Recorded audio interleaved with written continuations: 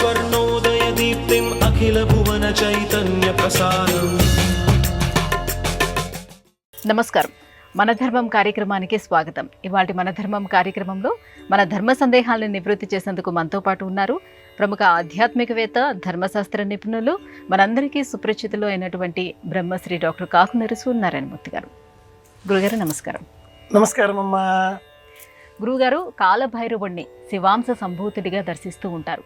కాలభైరవుడి యొక్క వృత్తాంతాన్ని ఎలా విశ్లేషించుకోవాలి? కాలభైరవుడు ఒక్కరా అనేకుల? కాశీ క్షేత్రంలో క్షేత్రపాలకుడు కాలభైరవుడు. ఈ కాలభైరవ దర్శనం చేసిన అనంతరమే విశ్వనాథ దర్శనం చెయ్యాలి. కాలభైరవ వృత్తాంతం ఏమిటి? దక్షయజ్ఞ విధ్వంస నేపథ్యంలో కాలభైరవ స్మరణ మనమందరం చేస్తూ ఉంటాం. ఆదిశంకరులు సమస్త దివ్యక్షేత్రాలను సందర్శన చేస్తూ కాశీ క్షేత్రానికి వెళ్ళిన సమయంలో ముందుగా కాలభైరవ దర్శనం అనంతరమే విశ్వనాథ దర్శనం చేసినట్లుగా చరిత్ర తెలియజేస్తుంది. దేవరాజ సేవ్యమాన పావనాంఘ్రి పంకజం వ్యాళజజ్ఞ సూత్రమిందు శేఖరం కృపాకరం నారదాది యోగి బృంద వందితం దిగంబరం కాశికాపురాధినాథ కాలభైరవం భజే. ఈ స్తోత్రం చేసి అనంతరమే విశ్వనాథ దర్శనం చేయాలి. రురుభైరవ, చండభైరవ, క్రోధభైరవ, ఉన్మత భైరవ, భీష్ణ భైరవ, సంహార భైరవ, కపాల భైరవ, మార్తాండ భైరవ, ఇలా 8 భైరవుల రూపాలలో షట్పంచాశత్ దేవతలను ఆహ్వానించేటటువంటి యంత్ర సాధనలో కూడా 8 దిక్కులలో అష్టభైరవులను మనం స్తోత్రం చేస్తూ ఉంటాం. అసితాంగ భైరవుడు ఈ 8 మందిలో మొదటి భైరవుడు తూర్పు దిక్కుకు అధిపతి. భైరవ ఉపాసన తంత్ర మార్గాన్ని అనుసరించేది.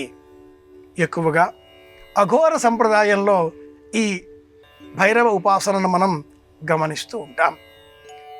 లోకంలో భైరవ ఉపాసన ఎలాంటిది అంటే వారికి ఏది నింద్యం కాదు, ఏది దూష్యం కాదు, ఏది ఎంగిలి కాదు, దేనిపైన మమకారం ఉండదు. భైరవ ఉపాసకులు, అఘోర ఉపాసకులు దాదాపుగా ఒకే మార్గాన్ని, ఒకే పంథాను అనుసరించే వారే. స్వల్పమైన తేడాలు ఉన్నప్పటికీ అనేక విషయాలలో ఇరువురి మార్గాలు దాదాపుగా ఒకే విధంగా ఉంటాయి. భైరవోపాసకులకు లోకం పైన మమకారం ఉండదు. ధనాన్ని, కీర్తిని, జ్ఞానాన్ని, ఏ అంశాన్ని వారు ఆశ్రయించరు, స్వీకరించరు, మమకారం ప్రదర్శించరు, కనపడరు కంటికి. అసలు ఈ లోకానికి వారికి సంబంధం ఉండదు. తదేకో వశిష్ఠ శివ కేవలోహం అని ఆలోచించేటటువంటి వారు భైరవోపాసకులు. ఈ మార్గంలో ఎక్కడైతే లౌకికమైనటువంటి మోహభావాదులు చేరతాయో అక్కడ భైరవి శబ్దం వచ్చి చేరుతుంది. భైరవి, భైరవుడు. దానితో ఈ తాంత్రిక విద్యలు కపాల విద్యలుగా మారి అఘోర రూపాన్ని సంతరించుకోవడంతో నిజమైన, అత్యంత ప్రాచీనమైన, పురాతనమైన, దైవీయమైన, సనాతన ధర్మానికి అనుబంధించినది కాకపోయినా సనాతన ధర్మానికి దాదాపుగా సరిసమానమైన, అవైదికమైనప్పటికీ అనుసరించబడినటువంటి భైరవ ధర్మం నేటి కాలంలో కాస్త పెడు మార్గాలలో ప్రయాణిస్తున్నది. ఎక్కడైనా భైరవోపాసన అనగానే ఆలయాలలో ఈ మార్గశీర్ష పౌష్య మాసాలలో అష్టమి తిథి నాడు విశేషంగా శివానములకు, జాగిలములకు రొట్టెలు అందించాలి. గోధుమ పిండిని నీటిలో తడిపి ఉండలు చేసి అందించాలి. వాటిని మాత్రమే ఆహారంగా స్వీకరించి భైరవ మంత్రాన్ని సాధన చెయ్యాలి అంటుంది ఈ తంత్ర మార్గం. దురవగాహమైనది కానీ ఆకర్షణీయమైనది కనుక ఈనాటి కాలంలో పలువురు దీని గురించి ప్రశ్నిస్తున్నారు. ఇది విశేషం. గమనించే అంశం ఒక్కటే, భైరవోపాసకులు కానీ అఘోర ఉపాసకులు కానీ భౌతికమైన ద్రవ్యాదులను ఆశించేవారు కారు కారు కారు. ఆశించిన ఎడల వారు నిజమైన వారు కారు. గురుగారు, ఈశ్వరుడి కృప ఉంటే ఇల్లు నిండుతుంది అని అంటారు. ఇందులో ఉన్నటువంటి అంతరార్థాన్ని ఎలా గ్రహించాలి? ఐశ్వర్యాన్ని ప్రసాదించే దైవం ఈశ్వర స్వరూపం. నశ్వరమైనటువంటి ఆనందాన్ని అందించే స్వరూపం ఈశ్వర స్వరూపం. ఈశ్వర సర్వభూతానాం, ఈశ్వర అన్న శబ్దాన్ని ప్రయోగించడంలో ఉండే అంతరార్థాన్ని మనకు తెలియజేస్తుంది. బ్రహ్మాధిపతిర్బ్రహ్మణోధిపతిర్బ్రహ్మ శివో మే అస్తు సదా శివోం అనే వాక్యంతో మనం ఈ మంత్రవాక్యాన్ని పరిపూర్ణం చేసుకుంటూ ఉంటాం. ఈశ్వరుడు ఆనందాన్ని అందించే దైవం. ఈ శరీరం నశ్వరం కాదు, ఇది శ్వరం, నశించిపోయేది. శరీరం అంటేనే శీర్షం, జీర్ణం అయ్యేది, శిథిలం అయ్యేది అని అర్థం. శిథిలం కానిది శాశ్వతమైనది ఆనందం కదా. ఈ శరీరానికి కలిగేటటువంటి స్థితి 3 విధాలుగా వర్ణించినటువంటి వేదాంత దర్శనం. మొదటిది శరీర సంబంధితం, ఇది సుఖం. రెండవది మనో సంబంధితం, ఇది సంతోషం. మూడవది ఆత్మ సంబంధితం, ఇది ఆనందం అని వివరిస్తుంది. దర్శన శాస్త్రాన్ని మనం మరొక్క మారు పరిశీలన చేస్తే శాశ్వతమైనది ఆనందం, అది శివుడు అందించేది అవుతుంది. ఏది శాశ్వతం? ఆహార పదార్థం తిన్నామా, తినేటప్పుడు ఆనందం అనుకుంటాం. కాసేపు అయ్యాక త్రేన్పు రావడంతో ఇంకా చాలు అంటాం. కానీ ఎదుటివారి బలవంతంగా చేసి మరికొంత మరికొంత మరికొంత మనం పొయ్యేంత వరకు అంతా అంటే దుఃఖం కలుగుతుంది. ఆహారం పదార్థమే కాదు, ఏదైనా కూడా మొదటిసారి కలిగేది కుతూహలంతో కూడుకున్న సుఖం, దాన్ని ఆనందం అని పొరపడుతూ ఉంటాం. ఆ సుఖం అనుభూతి రెండవసారి అయినప్పుడు తులనాత్మక అధ్యయనం కారణంగా సంతోషం కలుగుతుంది. ఇదే ఆనందం అనుకుంటాం. ఇది కాకుండా మూడవది చరమస్థితి ఆనందం, ఉన్నా లేకపోయినా మనస్సు పొందేటటువంటి స్థితి, అది బ్రహ్మానంద సదృశం. పదాలన్నీ వినడానికి ఆకర్షణీయంగానే ఉంటాయి, కానీ ఇవన్నీ అనుభూతివాదం ద్వారా మాత్రమే అర్థం అయ్యేటటువంటి శబ్దజాలం. అప్పుడు మాత్రమే అవగతం అవుతాయి. ఎలా తెలుసుకోవాలి? ఆలోచనలను పరిశీలిస్తూ ఉండాలి. కనుక 2 ఒకటి కాదు, అన్నింటికంటే కూడా మించిన మరి ఒక స్థితి ఉంది, నద్వైతం. ఆ మార్గాన్ని పొందే ప్రయత్నం చేయాలి. గురుగారు, అశ్విని దేవతలు అంటే ఎవరు? వారికి పేర్లు ఏమైనా ఉన్నాయా? వారి అనుగ్రహం ఎలా ఉంటుంది? అశ్విని దేవతలను దేవ వైద్యులుగా మనకు పురాణ ప్రపంచం అభివర్ణిస్తుంది. ఈ అశ్విని దేవతలు అశ్విని నక్షత్రానికి సంబంధించిన ఆధిపత్యం గల దేవతలుగా శాస్త్రం మరొక విధంగా కూడా తెలియజేస్తుంది. చిత్రం ఏమిటి అంటే, దేవతల నిమిత్తమై దేవతలకు మేలు కలగాలి అనేటటువంటి సంకల్పంతో దేవతలకు కూడా మేలు కలిగించేటటువంటి శక్తి మానవులకే ఉంది. ఎలా ఈ వాక్యాన్ని సమర్థించుకోవాలి? మనం చేసేటటువంటి యజ్ఞయాగాది హవిస్సులలో దుర్భిక్షం దేవలోకేషు, దేవలోకాలలో దుర్భిక్షం వాళ్ళ దగ్గర ఏమీ లేదు. మనం చేసేటటువంటి యజ్ఞయాగాదుల వల్ల వారికి హవిస్సు అందిస్తే హవిస్సు ద్వారా వారు సంతృప్తి చెంది పరమానంద భరితులై మన కోరికలు నెరవేరుస్తూ ఉంటారు. కనుక అక్కడ ఏమీ లేదు, మనం చేసే యజ్ఞయాగాదులే వారికి చెందేవి అవుతాయి. ఈ క్రమంలో అశ్విని నక్షత్ర మండలానికి సంబంధించిన దేవతలు, అశ్విని దేవతలు విడివిడిగా పేర్లు వారికి ప్రస్తావనగా చెప్పబడలేదు. పురాణిక జ్ఞానాన్ని అనుసరించి ఈ అశ్విని దేవతలు దేవతలకు వైద్యులు. కృష్ణ పరమాత్ముడు జన్మించిన సమయంలో వసుదేవుడు ఆ చిన్నారి బాలుడిని శిరస్సు పైన పెట్టుకొని యమునా నదిని దాటి వెళ్ళే సమయంలో నక్షత్రాలన్నీ పరమాత్మ దర్శనం కారణంగా ఆనందంతో మిల మిల మిల మిల అని మెరిసిపోతున్నాయి. ఆ వెలుగుల కాంతిలో తమ ప్రయాణం కంసుడికి ఏమైనా తెలిసి వచ్చే విధంగా మార్పులు సంభవిస్తాయా అన్న భయంతో వసుదేవుడు శ్రవణ సంబంధంగా ఉండే ఆ మాసంలో, శ్రావణ మాసంలో, కృష్ణపక్షంలో అష్టమి నాడు తూర్పు దిగ్భాగంలో విశేషంగా వెలుగుతూ కనిపించేటటువంటి అశ్విని నక్షత్ర మండలాన్ని తలచుకొని 2 చేతులు జోడించి నమస్కరించాడు. రాసభా శివాహవమ్మే.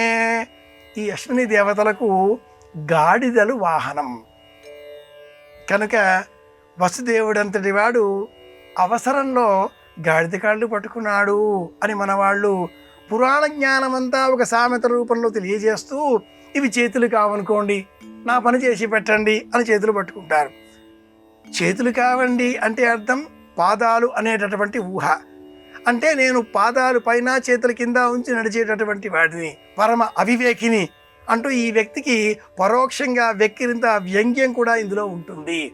మన వారి భాష అంతా కూడా వెక్కిరింతల భాష. వసుదేవుడంతటి వాడు అవసరంలో గాడిద కాళ్ళు పట్టుకున్నాడు అని చెప్పడం అర్థం ఏమిటి అంటే, నేను మిమ్మల్ని పట్టుకున్నాను, మీ పాదాలు పట్టుకున్నంత పని అంటే మీరెవరు, ఇక్కడ రాసభం. ఇలాంటి అర్థాలన్నీ కూడా ఈ అశ్విని దేవతల సంబంధంగా ఉండే వృత్తాంతాలలో మనం తెలుసుకోవచ్చు. ఆశ్చర్యకరంగా దేవతల కోసం మనం చేసేటటువంటి యజ్ఞాగాది క్రతువులలో ఏ హవిస్సు కూడా అశ్విని దేవతలకు చెందదు. వారికి సంబంధించినటువంటి మంత్రాలే లేవు. కనుక ఒకానొక ప్రత్యేక సందర్భంలో అశ్విని దేవతలను కూడా సంతృప్తిపరచడం కోసం ఇంద్రుడి స్థానంలో వచ్చిన రెండవ ఇంద్రుడు, అది మరి ఒక పురాణ కథ. అశ్విని దేవతలకు కూడా హవిర్భాగాన్ని అందజేసే విధంగా ఆ కథలన్నీ కూడా కొనసాగుతాయి. అశ్విని దేవతలకు ప్రాథమికంగా దేవతలకు సంబంధించిన హవిర్భాగాన్ని స్వీకరించే యోగ్యత లేదు. ఇది పురాణ కథనం. గురువుగారు, భగవన్ నామాన్ని నిర్దిష్టంగా ఏ సమయంలో జపించాలి? అలా జపించటానికి గురువుల నుంచి ఆ నామాన్ని ఉపదేశం పొందాలా? నామ జపం చేయడానికి ఏ ఉపదేశం అవసరం లేదు లేదు లేదు. కలియుగంలో నామస్మరణ శ్రేయోదాయకం. కలౌ స్మరణాన్ముక్తి అని ఒక మాట వ్యవహారంలో ఉంది. మంత్రం అనగానే ఆ మంత్రానికి 6 అంగములు ఏర్పడుతూ ఉంటాయి. అవి కవచము, కీలకము, శక్తి, ఋషి, ఛందస్సు, వీటితో పాటుగా మూల మంత్రము, అధిష్టాన దైవము. ఈ ఏవీ లేకుండా కేవలం నామ మంత్రాన్ని స్మరిస్తే విశేషమైన పుణ్యఫలం లభిస్తుంది. ఆ నామమును మంత్రంగా మార్చే సమయంలో కొన్ని శబ్దాలను బీజాక్షర సంపుటీకరణం జతపరుచుకున్న ఎడల గురువు యొక్క ఉపదేశం తప్పనిసరి. ఉపదేశం అంటే అనుమతి అని అర్థం. ఎవరికీ చెప్పకుండా ఏవో కొన్ని అక్షరాలను నేనే జపం చేస్తూ ఉంటే అది జపం కాదు, మంత్రం కాదు, కానీ సాధనలో ప్రార్థన అవుతుంది. ప్రార్థనకు కొంత ప్రయోజనం ఉంటుంది, కానీ మంత్రానికి ఉన్న ప్రయోజనం కాదు. మంత్రంగా మారాలి అంటే గురువు అనుమతి తప్పనిసరి. గురూపదేశం లేకుండా మంత్రాన్ని మనకు మనమే జపం చెయ్యకూడదు అని శాస్త్ర నియమం. ఎందుకిలా? గురువెవరు? తండ్రి గారు మొదటి గురువు, తల్లి మళ్ళీ గురువు. తల్లి తండ్రి వారి అనుమతితో మంత్రాన్ని అక్షర లక్షలు సాధన చేసినటువంటి మంత్ర గురువు వద్ద చేరి అనుష్ఠానాన్ని నియమపూర్వకంగా స్వీకరించినట్లయితే అది మనకు యోగ్యమైన ఫలితాన్ని అందిస్తుంది. ఏ మంత్రానికైనా ఆ మంత్రాన్ని సాధన చేసే క్రమంలో తద్దశాంశం హోమం, తద్దశాంశం తర్పణం, తద్దశాంశం మార్జనం, తద్దశాంశం భోజనం అని ఒక సూక్తి ఉంది. జపం 1,00,000 అనుకుంటే అందులో 10,000 హోమం, 1000 తర్పణం, 100 మార్జనం, 10 మందికి భోజనం. ఇలా ఒక క్రమ సాధనలో 5 మెట్ల మార్గంలో ఉండేదే మంత్రం అవుతుంది. ఇవేవీ లేకుండా ఓం నమో నారాయణాయ, ఓం నమ శివాయ, ఓం నమో భగవతే వాసుదేవాయ, గంగణపతయే నమః ఇక్కడ మారుతుంది. గం ఉండకూడదు. గణపతయే నమః, నమ శివాయ, ఏ చిక్కు లేవు. నామస్మరణ కలియుగంలో మోక్షదాయకం. నామాన్ని స్మరిద్దాం, ఆనందాన్ని పెంచుకుందాం. గురుగారు, ఏకం సత్ విప్ర బహుదా వదంతి అని అంటారు కదా, ఈ వాక్యం యొక్క అర్థం ఏమిటి? ఋగ్వేదంలో ఉన్న మంత్రం ఇది. ఒక రుక్కు. ఋగ్వేదంలో ఉండే మంత్రాలను రుక్కులు అంటారు. యజుర్వేదంలో ఉండే మంత్రాలను యజుస్సులు అంటారు. ఋగ్వేదంలోని మంత్రాలన్నీ ఒక క్రమ పద్ధతితో నిర్ణీత ప్రమాణంలో వరుసలుగా ఉంటాయి. యజుర్వేదంలో ఇవి యజుస్సులు కనుక చిన్నవి పెద్దవిగా కూడా ఉండవచ్చు. అగ్నినా అగ్ని సమిధ్యతే, ఇది యజుర్వేద మంత్రం. ఒక అగ్ని ద్వారా రెండవ అగ్ని ఉద్భవిల్లుతుంది. అదేవిధంగా ఏకం సత్ విప్రాహ బహుధా వదంతి, ఇది ఋగ్వేద మంత్రం. ఏకం సద్ విప్రా బహుధా వదంతి యజ్ఞం జమమ్మ తరశివ నమాహో కృష్ణన్యానం. ఈ రుక్కులో సూర్య మంత్ర ఉపస్థాన సంబంధంగా ఈ మంత్రాన్ని ఋగ్వేదం వినియోగించమని బోధిస్తుంది. సత్యం ఒక్కటే, ఏకం సత్ విప్రాహ, విప్రులు అంటే జ్ఞానులు, తెలిసినవారు, ధర్మం తెలిసినవారు అని అర్థం. బహుధా అనేక విధాలుగా వదంతి చెబుతూ ఉంటారు. సత్యం ఒక్కటే, కానీ జ్ఞానులు అనేక విధాలుగా వివరిస్తూ ఉంటారు. ఒకే రామాయణం పలుమంది ప్రవచనకారులు పలు విధాలుగా బోధ చేస్తూ ఉంటారు.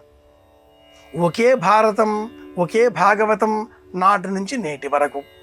అదేవిధంగా సూర్యుడు ఒక్కడే, కానీ ఉదయం మధ్యాహ్నం సాయంత్రం వేరువేరు, కానీ ఒక్కడే కదా. బంగారం ఒక్కటే, కానీ ఆభరణాలు వేరు కదా. ఎలాగో సత్యం ఒక్కటే, కానీ చెప్పే విధానాలు, బోధించే పద్ధతులు అనేకం అని ఈ ఋగ్వేద మంత్రంలో ఉండే ఈ రుక్కుకు అర్థం. పరమమైన ఈ వాక్కు మనకు అనుభవైక వేద్యం అయినప్పుడు అన్ని ఆలయాలలో ఉండే దేవుడు ఒక్కడే, ఆలయాలన్నీ ఒక్కటే, ఇంట్లో పదార్థాలన్నీ ఒక్కటే, మనుషులందరూ ఒక్కటే, చెట్లన్నీ ఒక్కటే, చేసే పనులన్నీ ఒక్కటే, ఒకటే ఒకటే ఒక్కటే అనే జ్ఞానం పెరుగుతుంది.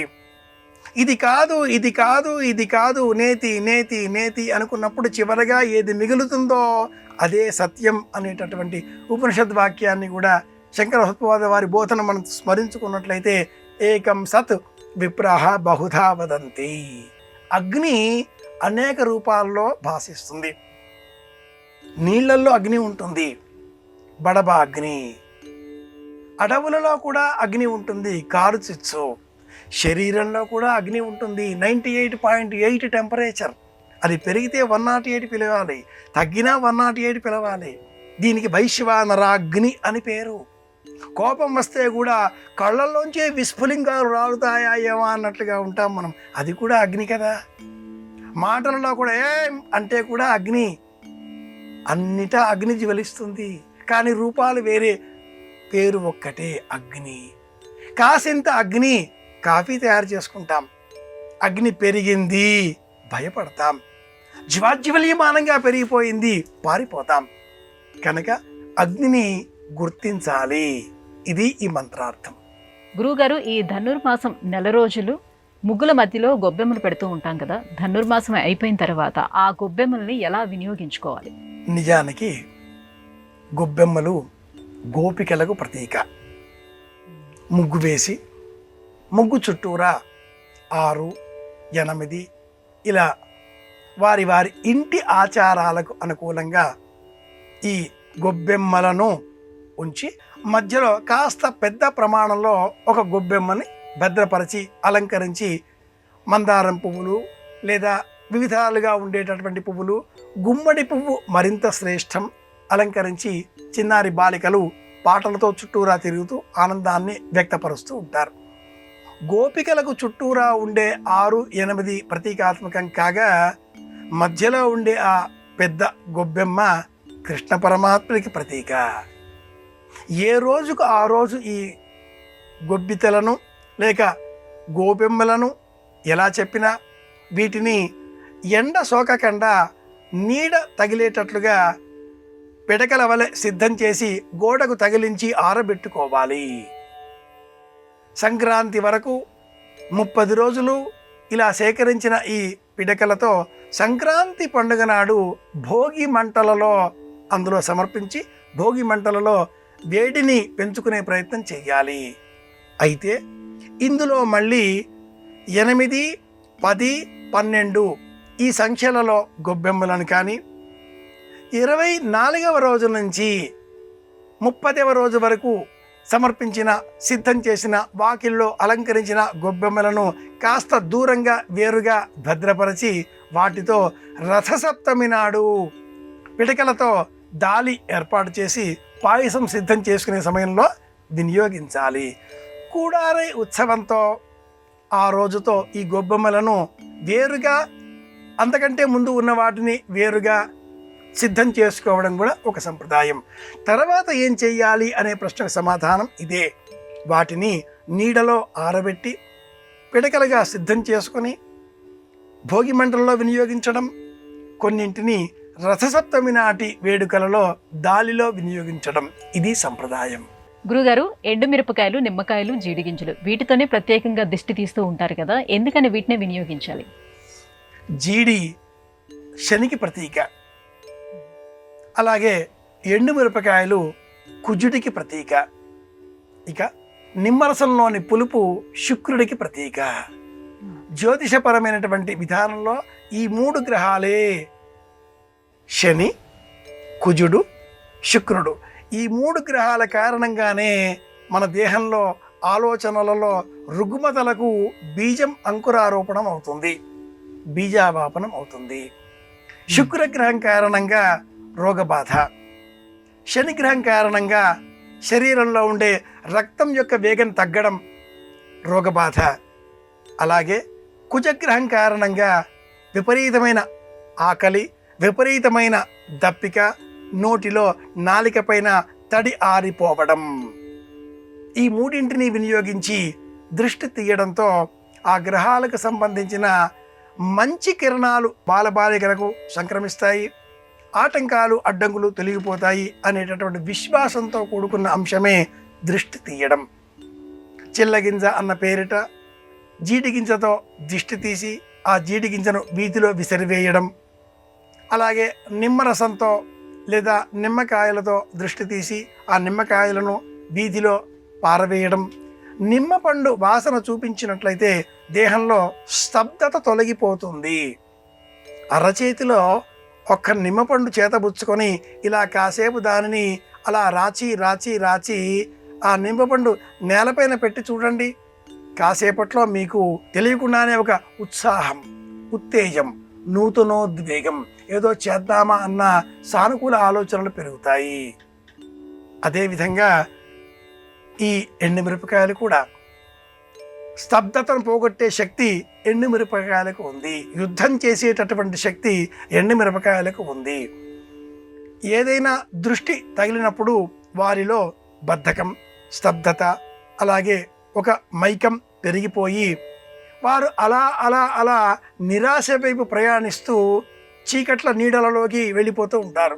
వెళ్ళకుండా వెనక్కి తెచ్చేటటువంటి శక్తి ఈ 3ంటికి ఉంది.